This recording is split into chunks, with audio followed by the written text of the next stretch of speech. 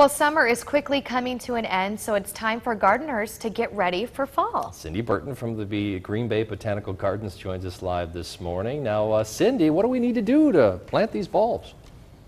Hey, good morning. Well, Morning. we're here, beautiful morning here at the Botanical Garden. A couple things you want to start first of all is what do you want to plant this fall? So you need to think about that. There's lots of options for you. A couple things you can do is you can go online. One of the companies that the garden uses for our bulbs is Color Blends. So there's a lot of catalogs out there you can pick up. And of course you can also go to your local garden store to purchase bulbs as well. Well, that's some great information, Cindy, definitely. So what do you have out there to show us this morning, too, for the fall gardening? All right. Well, a couple of things. Once you know what you are going to plant, there's a couple of things you want to think about as you look at your garden. Do you want to have a lot of flower power? So you want to have a lot of areas where you get that burst of color, or do you want to have more of an individual look to your garden when you do your bulb planting? So once you decide that, what you want to do is clean off the area where you're actually going to be planting. So you can see we've got some mulch here, so we want to get rid of that. If you have a lot of bulbs that you need to plant, you can actually use an auger. I'm going to grab that, and this is what an auger looks like. It attaches to a drill. So if you don't want to spend a whole lot of time, I encourage you to use this. Otherwise, you can just go ahead and use a knife.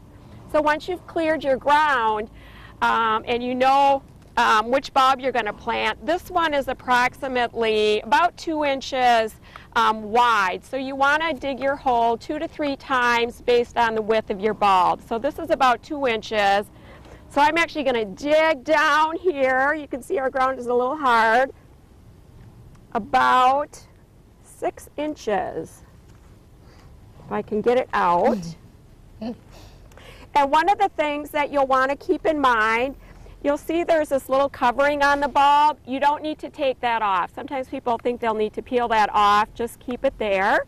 And you'll want to plant it the root side down. And then cover up the dirt.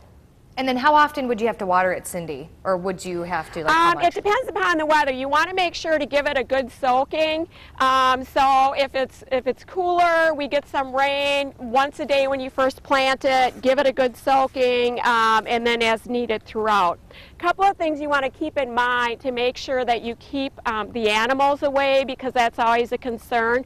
One of the things that we use at the garden once we're done planting is we'll put down some Milorganite, and then once a week until the ground freezes, we'll use a deer and rabbit repellent. We'll spray that once a week.